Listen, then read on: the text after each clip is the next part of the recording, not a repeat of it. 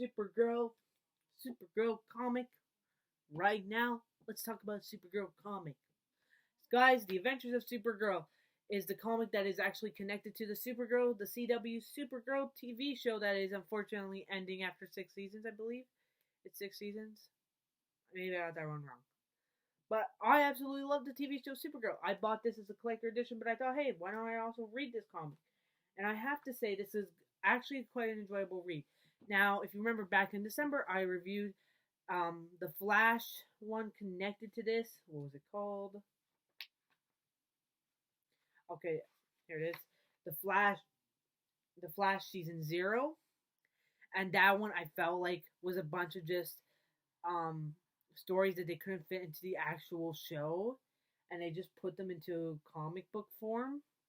This one is actually quite different. This is actually one consistent story that they just couldn't fit into TV form, and it's actually quite good. In a lot of ways, it's actually better than the Flash comic book story, and I really enjoyed reading this. So this one, I believe, was written by a bunch of other people. It was, so I'm not going to list everyone that was written in this comic, but it was definitely okay. So it was one writer. Sterling Gates was the writer on this, but the artists changed from different people. So yeah. So I will say this is actually written by Sterling Gates. I'm hoping I'm pronouncing that name wrong. If not, I'm so sorry. I'm sorry I didn't put all the artist names. Again, it's just would take me too long to look them all up and list them all for everyone. But yeah, this is actually a really good comic. It's a really solid comic book.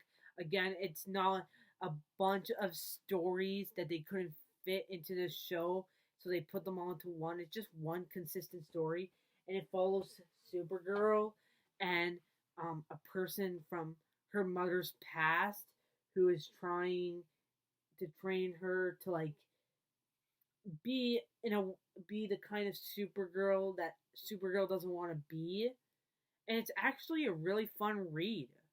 I really enjoyed reading this comic, and I actually really enjoyed it.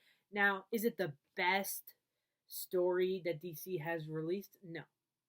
Was it a good story? Yes. Oh, and by the way, this will be a no spoilers, so we're not going to get into details. And yeah, and this person is literally trying to get at people close to Supergirl. Like, and again, if you have not watched Supergirl the series, this is more like a comic that's connected to season 1. It says from the world of the CW TV show. Yeah, so you have to really take a look at like season 1 to season 2 of Supergirl to understand this comic book. But if you just want to buy it as like a collector edition to like, put up somewhere, you got that covered with this comic. If not, it is a very enjoyable read. The artwork is amazing in this comic. I really had a lot of fun with this comic, and I thought it was so fantastic to read.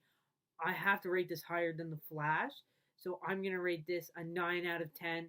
I thought this comic was good. At times it does get a little bit boring, and it doesn't get, it just gets a little bit boring, but overall it was a solid read, and I really enjoyed reading this.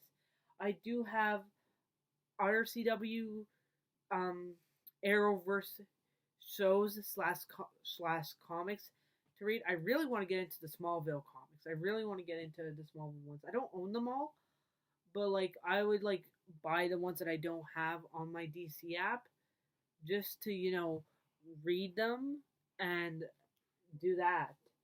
But I think I would do that like after Civil War and in the middle of reading other comics as well. Again, I really enjoyed this read.